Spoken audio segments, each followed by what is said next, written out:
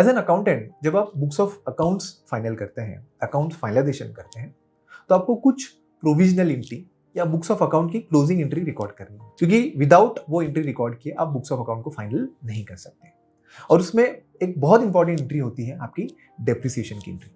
मान के चलो टैली में बुक्स ऑफ अकाउंट फाइनल कर रहे हो, तो आप डेप्रिसिएशन की एंट्री करोगे। क्या करेंगे entry sir? Depreciation account debit to accumulated depreciation, ये एंट्री करेंगे। बट सर वो जो एंट्री करने के लिए हमें वैल्यू चाहिए, वो तो टैली नहीं देगा, वो तो कोई मेरे को सॉफ्टवेयर प्रोवाइड नहीं कर रहा है। सर वो वैल्यू कैसे कैलकुलेट की जाती है, वो मेन मुद्दा आ जाता है। तो आज उसी मुद्दे को हम यहाँ पे डिटेल में डिस्कस करने वाले हैं सिंपल तरीके से, जिससे कि एज एन अकाउंटेंट अगर आप कल को बुक्स ऑफ अकाउंट अगर आप फाइनल कर रहे हो किसी भी एंटिटी का, तो आपको डेप्रिसिएशन कैलकुलेट करने में चैलेंज ना आए। ठीक है, बट फिर भी अगर कुछ क्वेरी डाउट रह जाता है जो इस सेशन में आपका अनरिजॉल्व है, तो आप कमेंट सेक्शन में पूछ सकते हैं। ठीक है, तो सर यहाँ पे अगर मैं आपके सामने रिलायंस इंडस्ट्री का जो one of the leading company है हमारे इंडिया की, तो उनका अगर फाइनेंशियल में आपके सामने रखूं, तो यहाँ पे इन्होंने property plan and equipment, intangible asset, ये सभी का इन्होंने एक शेड्यूल बनाया हुआ है। ठीक है सर, हम फिक्स एसेट को टेक्निकल टर्म में जो टेंजिबल एसेट होता है उसको हम पीपीई बोलते हैं, प्रॉपर्टी प्लान एंड इक्विपमेंट। तो यहाँ पे अगर आप ध्यान से देखें तो इन्होंने फॉर द ईयर, मतलब इस फाइनेंशियल ईयर का, करंट ईयर का इन्होंने डेप्रिसिएशन यहाँ पे शो किया है। 9,530 करोड़ का डेप्रिसिएशन यहाँ पे इन्होंने शो किया है। करेक्ट है। अब सर मुद्दे की बात है कि ये वैल्यू कैलकुलेट कैसे की है, यही तो हमें बेसिकली यहाँ पे आज के सेशन में डिस्कस करना है कि ये वैल्यू कैलकुलेट की कैसे जाती है। ठीक है, अब यहाँ पे आगे बढ़ने से पहले एक चीज आपको ध्यान में रखना है कि अगर आपकी जो एंटिटी है या जो बिजनेस है वो अदर देन कंपनी है, मतलब वो कंपनी नहीं है, तो सर आप जो इनकम टैक्स का जो डेप्रिसिएशन रेट है वो भी यूज करके आप एंट्री रिकॉर्ड कर सकते हो। इसके बारे में भी हमने डिटेल में चर्चा करी है पिछले सेशन में, जहां पे हमने डिस्कस करा है कि आपको इनकम टैक्स का डेप्रिसिएशन कब रिकॉर्ड करना है और कब नहीं करना। लेकिन अगर आपकी एंटिटी कंपनी है तो आप पे बहुत जरूरी हो जाता है कि आपको जो कंपनीज एक्ट में शेड्यूल 2 प्रोवाइडेड है, जहां पे उस पर्टिकुलर एसेट्स की यूजफुल लाइफ दी गई है, तो उस यूजफुल लाइफ के बेस पे आपको डेप्रिसिएशन की वैल्यू कैलकुलेट करना आना चाहिए।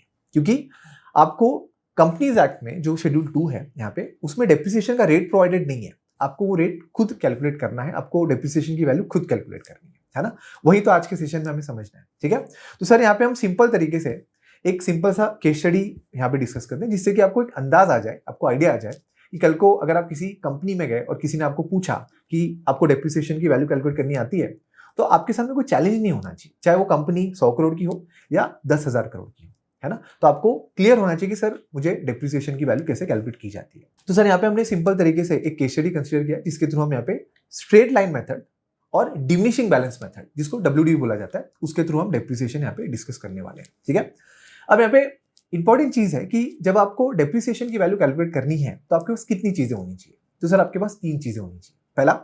पहला आपके पास फिक्स एसेट का कॉस्ट होना चाहिए।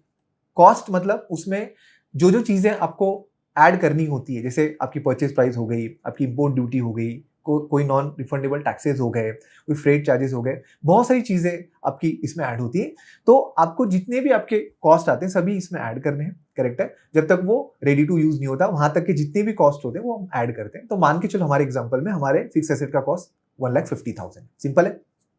दूसरा, आपके पास उस एसेट का यूजफुल लाइफ पता होना चाहिए। अब सर यूजफुल लाइफ कहां से ढूंढेंगे?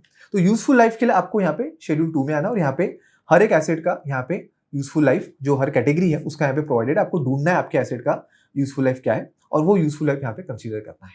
ठीक है, करेक्ट है। एंड तीसरी आपके पास होनी चाहिए सैल्वेज वैल्यू। सर ये क्या होता है? सैल्वेज वैल्यू का मतलब है, जिसको रीशेड्यूल वैल्यू भी बोला जाता है, कि अगर इस एसेट को आप 8 साल 10 साल जो भी यूजफुल लाइफ है आप यूज करेंगे, तो यूज करने के बाद इसकी मार्केट में कुछ प्राइस मिलेगी क्या आपको? मैं 8 साल 10 साल बाद की बात कर रहा हूँ, है ना। तो सर मुझे ऐसा लग रहा है कि इस एसेट को यूज करने के बाद 10 साल बाद कुछ भी नहीं मिलेगा, तो 0 मानो। सर मुझे लग रहा है कि 1% तो कम से कम मिल सकता है, तो 1% मानो। सर मुझे लग रहा है 2% मिल सकता है, तो 2% मानो। सर मुझे लग रहा है 3% मिलेगा, तो 3% मानो। सर ऐसा मैक्सिमम कितना मान सकते हैं? तो जो स्टैंडर्ड प्रैक्टिस किया जाता है कंपनी लेवल पे, वो 5% किया जाता है कि आप 5% मैक्सिमम सैलरी वैल्यू मिलेगा किसी भी एसेट का, वो आप कंसीडर कर सकते हो। उससे कम माना है मानो, लेकिन मैक्सिमम 5% माना जाता है। ठीक है, तो सर अगर ये 3 चीजें आपको मिल गई, हमने भी 5% माना है, तो अगर ये 3 चीजें आपके पास है तो अब यहाँ पे हम डेप्रिसिएशन कैलकुलेट करने के लिए रेडी है। ठीक है, तो हम यहाँ पे जो डेप्रिसिएशन है वो हम 2 तरीके से करेंगे। एक हम मैनुअली फॉर्मूला के थ्रू करेंगे, है ना, मतलब प्लस माइनस करके मैथ्स लगा के, और दूसरा हम एक्सेल में कुछ फंक्शंस हमें प्रोवाइडेड है, करेक्ट है, वो फंक्शन के थ्रू भी हम डेप्रिसिएशन की वैल्यू कैलकुलेट कर सकते हैं। तो उसको भी हम बेसिकली यहाँ पे एक्सप्लोर करने वाले हैं, ठीक है। तो सबसे पहले हम स्ट्रेट लाइन मेथड में आते हैं, ठीक है।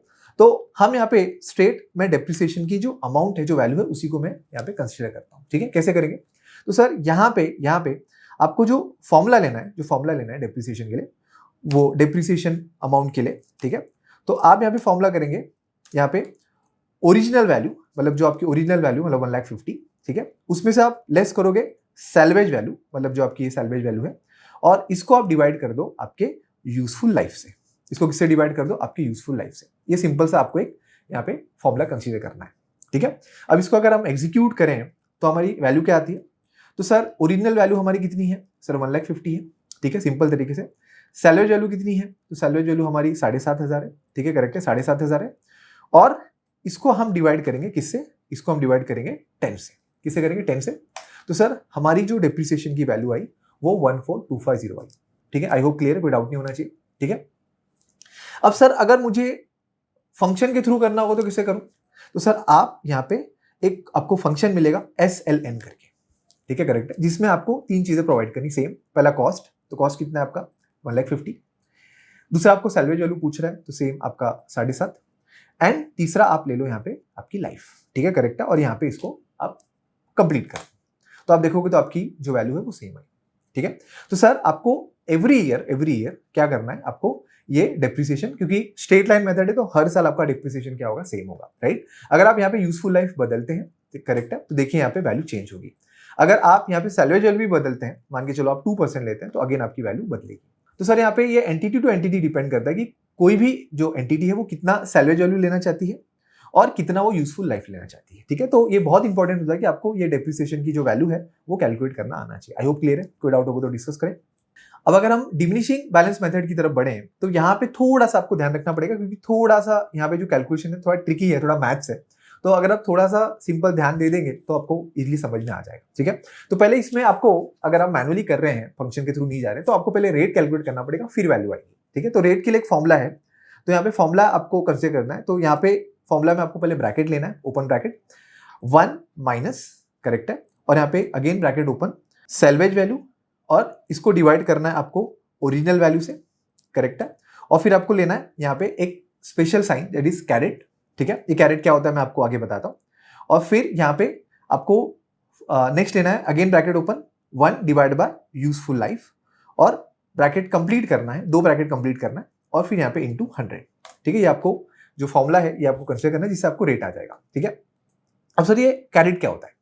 जैसे फॉर एग्जाम्पल कभी आपने जैसे फॉर एग्जाम्पल अगर आपको मैं बोलूँ कि आपको 4 इंटू 4 कैलकुलेट करना है, तो कितनी आएगी वैल्यू? 256, है ना। तो सर इसको अगर मुझे मैनुअली नहीं करना हो, जिसे हम रेस टू बोलते हैं ना, रेस टू कैलकुलेट करना, तो यहाँ पे 4 कैरेट 4 कर दूं तो आंसर आपका सेम आएगा। आई होप क्लियर है ना। तो ये मैथ्स में हम यूज करते हैं, तो इसको यहाँ पे फॉर्मूला में हमने यूज किया सिंपल तरीके से, ठीक है। तो अगर इसको हम एग्जीक्यूट करते हैं तो हमें रेट आएगा, सबसे पहले तो रेट कंसीडर करना पड़ेगा। तो सर 1 माइनस यहाँ पे मैं सैलवेज वैल्यू लेता हूँ। सैलवेज वैल्यू हमारी कितनी है? तो सैलवेज वैल्यू हमारी 3 कंसीडर किया है, करेक्ट है, बराबर, डिवाइड बाय ओरिजिनल वैल्यू कितनी है हमारी? तो 150, correct, caret bracket open 1 divide by useful life कितनी है? तो सर यूजफुल लाइफ आपकी 8 है, ठीक है, करेक्ट है। और यहाँ पे इसको ब्रैकेट कंप्लीट करें और इंटू क्या कर दें? 100 कर दें, इंटू 100 कर दें, ठीक है, करेक्ट है। तो आपकी यहाँ पे क्या आ गई? रेट आ गई। अब यहाँ पे अगर मैं इसको वापस ओरिजिनल एग्जाम्पल पे लेके जाता हूँ तो, और इसको यहाँ पे 5% करता हूँ, तो आप देखेंगे तो आपकी यहाँ पे रेट चेंज हुई, है ना। तो इसलिए रेट चेंज होता है, आपको रेट ये कैलकुलेट करना आना चाहिए, करेक्ट है। अब यहाँ पे अगर मुझे डेप्रिसिएशन की अमाउंट चाहिए WDV मेथड से, ठीक है, तो सर यहाँ पे आपकी जो वैल्यू है, करेक्ट है, वो कितनी है? 1,50,000 है, करेक्ट है। ये आपकी कॉस्ट हुई। अब इस पर आप क्या कैलकुलेट करोगे? डेप्रिसिएशन। तो डेप्रिसिएशन कैसे करोगे? तो सर 150 इंटू 25.89, ठीक है, करेक्ट है। तो सर यहाँ पे मुझे डिवाइड बाय 100 भी करना पड़ेगा, क्योंकि वो परसेंटेज में नहीं है। तो सर आपकी depreciation I 38,829। I hope clear है, बराबर। तो ये हमने फॉर्मूला के थ्रू किया मैनुअली, है ना। अब इसको फंक्शन के थ्रू करना होगा तो हम कैसे कर सकते हैं? मान के चलो मैं वैल्यू यहाँ पे 150 लेता हूँ, ठीक है, करेक्ट है। तो सर यहाँ पे फंक्शन के थ्रू आपको यहाँ पे DB करके आपको एक फंक्शन मिलेगा, ठीक है, जिसमें आपको सबसे पहले लेना है कॉस्ट। तो सर आपकी कॉस्ट 150, कॉमा आपको सैलवेज वैल्यू लेनी है। तो सैलवेज वैल्यू कितनी है आपकी? 7,500। लाइफ आपकी जो यूजफुल लाइफ होगी, ठीक है, करेक्ट है, वो 10 एंड डिवाइड बाय आपका क्या आएगा, आपका आएगा पीरियड, मतलब कौन से साल के लिए लेना है, मतलब यहाँ पे हम पहले साल के लिए ले रहे हैं तो यहाँ पे फर्स्ट करेंगे, ठीक है, करेक्ट है, और यहाँ पे हम कर देते हैं एंटर। तो आपकी देखिए वैल्यू यहाँ पे आपको माइनर सा डिफरेंस मिलेगा, करेक्ट है, क्योंकि यहाँ पे हमने इसको मैनुअली किया, उसको फंक्शन के थ्रू किया, करेक्ट है, बट ऑलमोस्ट ये सेम है, क्योंकि आप फर्दर इसको कैलकुलेट करेंगे तो ऑलमोस्ट आपको डिफरेंस कम होता चलेगा। अब यहाँ पे इसको मैं फर्दर कैलकुलेशन करके आपको जस्ट एक्सप्लेन कर देता हूँ। तो यहाँ पे मैं इसको पहले लॉक कर देता हूँ F4 के थ्रू, ठीक है, करेक्ट है, और जस्ट मैं आपको आगे वाले कैलकुलेशन भी बताता हूँ, ठीक है। तो आपका जो सेकेंड ईयर में वैल्यू आएगा वो कितना आएगा, तो सर 150 माइनस 38, सेम आपका यहाँ पे भी आएगा, सेम यहाँ पे भी आएगा, करेक्ट है। अब यहाँ पे डेप्रिसिएशन कैसे करेंगे, डेप्रिसिएशन कैसे करेंगे, तो सेकेंड ईयर में आपका सेम 11170 और इनटू और divide by this, right, correct है, ये आया। और इस फॉर्मूला को अगर मैं यहाँ पे कॉपी पेस्ट करूं और इसको कर दूं मैं 2, करेक्ट है, तो देखिए यहाँ पे कितने का डिफरेंस है, देखिए 9 का है ना। तो ऑलमोस्ट वो डिफरेंस मैनुअली और फंक्शन की वजह से, बट आप कोई भी यूज कर सकते हो, आप ये फॉर्मूला भी यूज कर सकते हो, फंक्शन भी यूज कर सकते हो। अगर मैं आपको थर्ड ईयर का बताऊं तो थर्ड ईयर में यहाँ पे जो वैल्यू आएगी लेस करके, वो वैल्यू जो आपकी ये आई है ना, करेक्ट है। अब आप डेप्रिसिएशन कैलकुलेट करोगे, तो डेप्रिसिएशन कैसे करोगे, तो दिस इंटू 25.89 है ना, करेक्ट है, डिवाइड बाय 100, बराबर। और यहाँ पे आपका सेम, ओनली इसको आपको क्या करना पड़ेगा 3, करेक्ट है। और अगर आप डिफरेंस देखो तो आपका डिफरेंस ऑलमोस्ट यहाँ पे कम होता जा रहा है, राइट, करेक्ट है। तो सर आप कोई भी यूज कर सकते हो। तो सर यहाँ पे सिंपल तरीके से आपको यहाँ पे ध्यान रखना है कि आपको कोई भी मेथड बोला जाए, करेक्ट है, आपको डेप्रिसिएशन कैसे कैलकुलेट किया जाता है वो पता होना चाहिए, क्योंकि आपको ध्यान रखना है कि एज एन अकाउंटेंट जब आप काम करते हैं तो आपकी सीवी पे आपका एक्सपीरियंस बढ़ता जा रहा है, 8 साल 10 साल 15 साल, लेकिन उस के कंपेयर में आपका स्किल भी बढ़ रहा है क्या, है ना, आपके स्किल भी 15 साल या 10 साल के अकाउंटेंट की तरह है क्या, तो वो आपको पता होना चाहिए, जो हमने यहाँ पे डिस्कस किया। बट फिर भी कोई डाउट क्वेरी है तो मेरा रिक्वेस्ट है कि आप कमेंट सेक्शन में पूछ सकते हैं। Thank you so much.